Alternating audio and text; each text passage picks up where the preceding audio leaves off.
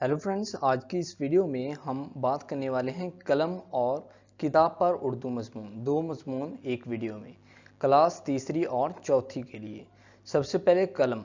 ये एक कलम है, ये मेरा कलम है। इसका रंग नीला है, ये प्लास्टिक का बना हुआ है। इसके 3 हिस्से हैं, इसकी कीमत 50 रुपये है। मैंने इसे बाजार से खरीदा है, ये लिखने के लिए है, ये एक उम्दा कलम है।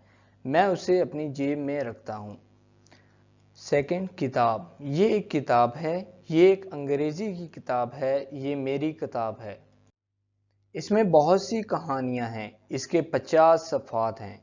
ये जिल्द वाली किताब है। इसमें बहुत सी रंगीन तस्वीर हैं। इसकी कीमत 40 रुपये है। मैंने इसे बाज़ार से ख़रीदा। मैं रोज़ाना इसे पढ़ता हूँ। मैं इसे बहुत पसंद करता हूँ।